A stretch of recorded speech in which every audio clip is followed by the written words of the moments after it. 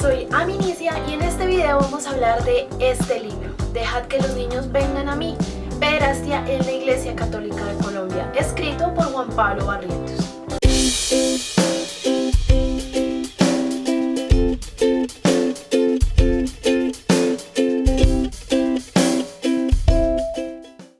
Dejad que los niños vengan a mí es un libro que nos va a contar varios relatos de personas que han denunciado a miembros de la iglesia que han abusado y violado de niños, niñas y adolescentes. Yo les contaré un poco sobre ese libro sin hacerles spoiler porque la idea es que ustedes lo lean. Entonces voy a empezarles a contar algo muy interesante que yo no sabía, que lo entendí y lo descubrí en el libro, y es algo llamado el derecho canónico.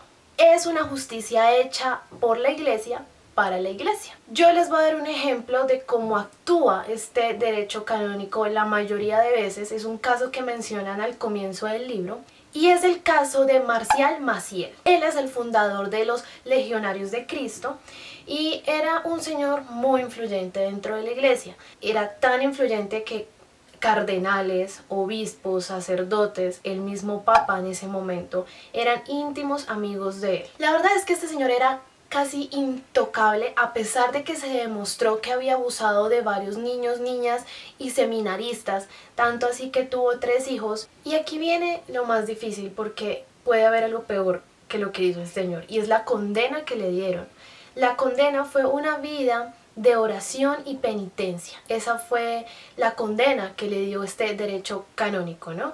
Ahora, solo con ese ejemplo ustedes se pueden dar una idea de cómo está la pederastia en el mundo y por ahí debajo la de Colombia. Yo creo que ahí vienen una de las cosas más importantes del libro y es el análisis y como la crítica al cargo de estas personas, ¿no? Que se supone que están entregadas a una vocación de servir, de ayudar, de cuidar, en especial a los niños que ven en la iglesia y ven como en los sacerdotes un refugio. Por lo general, estos personajes, estos sacerdotes, estos integrantes de la iglesia se aprovechan de los niños más vulnerables, niños que han sido maltratados en sus casas, niños que en especial muchos de ellos no tenían una figura paterna en sus casas, niños que están en absoluta pobreza. Otro tema muy interesante que resalta el libro es el concepto de abuso sexual. Muchos entienden este concepto desde el acto de la penetración, es decir, tiene que existir una penetración para que sea considerado un acto de violación o abuso sexual. Y pues no, el libro es muy claro en ese tema y nos explica que el abuso puede ser una caricia malintencionada, una palabra impúdica, una mirada de esas que nosotras, y sé que muchos de ustedes saben que hay algo ahí que está raro, o una frase morbosa. Todos esos comportamientos se consideran abuso sexual. Bueno, uno de esos casos, recuerdo ya en este momento, se los cuento así fugaz, es el de Catalina. Catalina estaba en un viaje y se encontró con un sacerdote muy temprano en la mañana para orar y este señor empezó a tocarse a sí mismo sus partes genitales mientras que ella se encontraba en oración. Ahí muchas personas podrían decir, pero ¿cuál es el acto de abuso sexual? El acto de abuso sexual está en el momento en el que este señor, este sacerdote, decide tocarse sus genitales mientras que mira a Catalina. Y me pareció importante contarles un poco sobre el tema del concepto de abuso sexual, porque varios testimonios de estos niños decían que cuando tomaban la fuerza, la valentía de decirle a sus padres o a su madre lo que había pasado con alguno de los sacerdotes, la respuesta de estas madres era como, ay, pero no es para tanto. Bueno, mira, señora madre, o sea, para ti no es suficiente que este sacerdote se tocara sus genitales delante del niño. Para ti eso no es abuso sexual. Eso se los cuento es para que entiendan la magnitud de varios de los casos que toca Juan Pablo en este libro, que uno le da como rabia, ¿no? Porque uno dice, amiga, acaban de hacer un acto de abuso sexual con tu hijo y tú no le estás creyendo. Me impresionaba mucho cómo en varios de los relatos de estos niños, ya un poco más adultos, cuando decidían denunciar ya más adultos, les preguntaban como, bueno, ¿por qué dejar que este acto de abuso se repitiera y se repitiera y se repitiera? Lo que pasa es que a esa edad, tan chiquitos, el sacerdote tiene una forma de hablar que los envuelve, porque les hace creer que eso que están haciendo está bien. Entonces muchas veces como que yo decía, al comienzo del libro más que todo me pasó, es como, bueno, pero estos niños, ¿qué? O sea, no se daban cuenta que esto no estaba bien, y es precisamente por eso, porque encontraban un refugio en los sacerdotes, porque es la casa de Dios, es lo que se les enseña. No siento como la necesidad de relatarles a ustedes varios de los testimonios o algunos casos que pues habla acá Juan Pablo, porque la idea es que uno, ustedes lean el libro, y dos, se enfrenten con esa incomodidad con la que yo me enfrenté. A medida que yo iba leyendo el libro y como los relatos y las injusticias y los testimonios, es muy duro imaginarte cómo un sacerdote espera que acabe la celebración de la misa para quedarse con uno de sus niños, llevarlo a la casa cural y abusar de él, tocándolo o pidiéndole que al niño que haga cosas para el sacerdote. O sea, esas cosas son muy fuertes de leer, y es enfrentarse a una realidad, porque uno sabe que la pederastia existe. Pero díganme cuántos de ustedes se han sentado realmente a leer los casos de una forma específica. Yo creo que yo al menos no lo había hecho hasta que me encontré con este libro, y me tocó parar el libro por unas semanas, y me molesté muchísimo con la iglesia, porque muchos de esos violadores, abusadores, esos sacerdotes, se encuentran todavía normal por ahí. De hecho, en una iglesia muy famosa acá en Bogotá vive todavía muy cómodo uno de esos sacerdotes que ha violado a los niños. De hecho, esa misma iglesia, las personas que conforman esa iglesia, sobornaron a la víctima para que no hablara.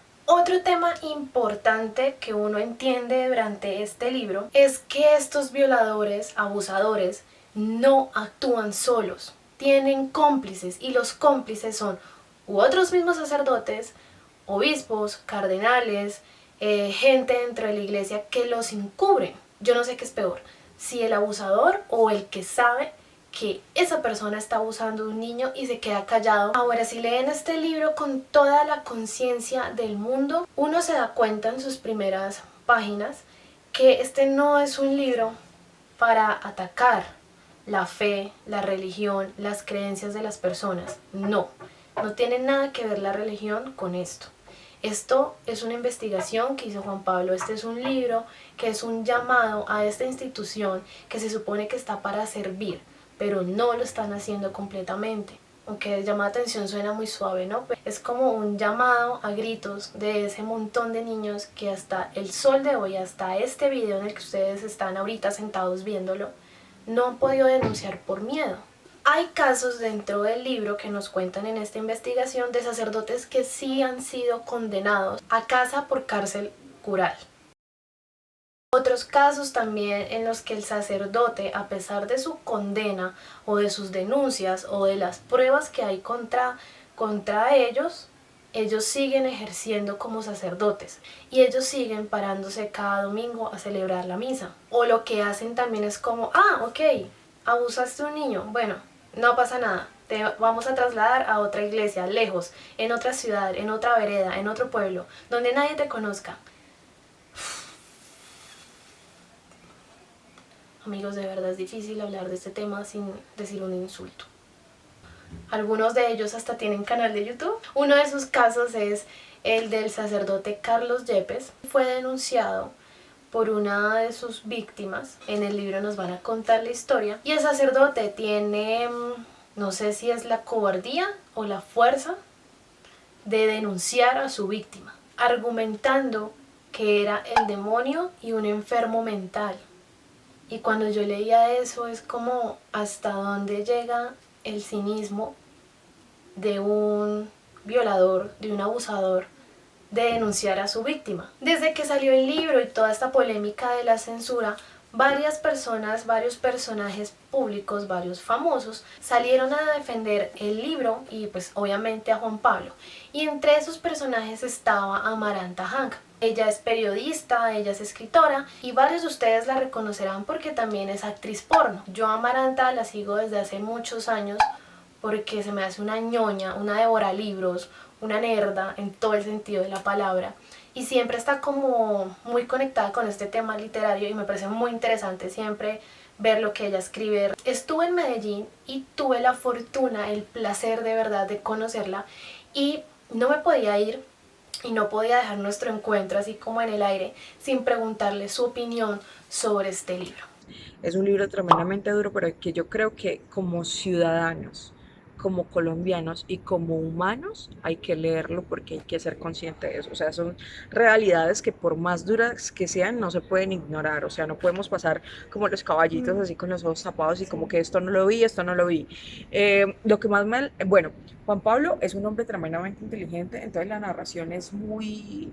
sabe llevarse, tiene muy buenos ritmos, no es algo como que se concentra simplemente en las historias o en los testimonios de las Testimonios. personas, porque donde fuera así, yo creo que uno acabaría muy desgastado o con mucha rabia o con mucha ira, con ganas de ir a desquitarse Yo con creo que todos es los más como curas. crear conciencia de la Sí, situación a través de los testimonios y sí, los casos, porque pueden ser muy desgarradores uno de por sí claro. leerlo al comienzo del libro. Y mira, y sabes que también reconocer que, bueno, los culpables son esas personas que cometieron esos delitos, pero había muchos cómplices detrás de eso.